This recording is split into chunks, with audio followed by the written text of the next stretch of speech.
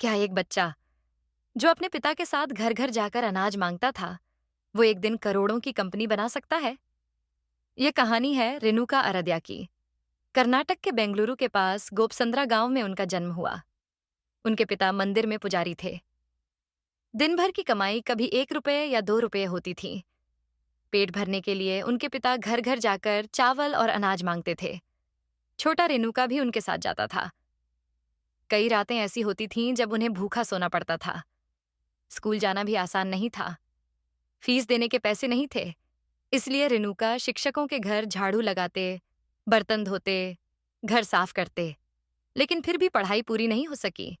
जब वो 10वीं में फेल हुए और उसी समय उनके पिता का निधन हो गया। अब पूरा परिवार उनकी जिम्मेदारी था। जीने के लिए उन्होंने हर छोटा बड़ा काम किया। Lathe machine worker, plastic factory labour, ice factory worker, यहाँ तक कि सड़क पर ठेला लगाकर सूटकेस भी बेचे। लेकिन एक दिन उस व्यापार में 30,000 रुपए का नुकसान हो गया। सब कुछ खत्म हो गया। फिर उन्होंने सिक्योरिटी गार्ड की नौकरी की।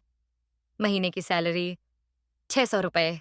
पैसे कमाने के लिए वो नारियल के पेड़ों पर चढ़ते थे। कभी कभी एक दिन में 20 पेड़ चढ़ते। फिर एक दिन उन्होंने देखा ड्राइवर्स 2,000 रुपए तक कमा रहे थे। उन्होंने फैसला किया ड्राइविंग सीखेंगे। इसके लिए उन्हें अपनी शादी की अंगूठी तक गिरवी रखनी पड़ी।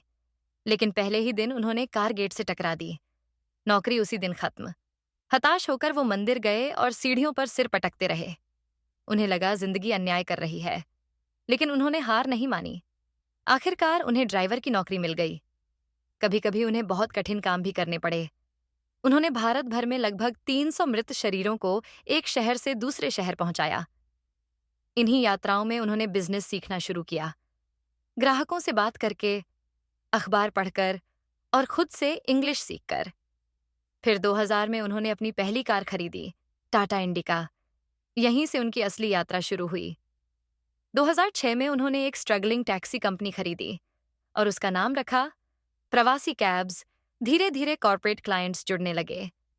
जैसे अमेज़न और वॉलमार्ट, आज प्रवासी कैब्स के पास 1,000 से ज्यादा गाड़ियां हैं और कंपनी का टर्नओवर 40 करोड़ रुपए से ज्यादा है। एक लड़का जो कभी अनाज के लिए दरवाजे खटखटाता था, आज सैकड़ों लोगों को रोजगार देता है। याद रखिए, गरीबी आपकी शुरुआत हो सकती है, लेकिन आपकी मंजिल कभी तय नहीं करती।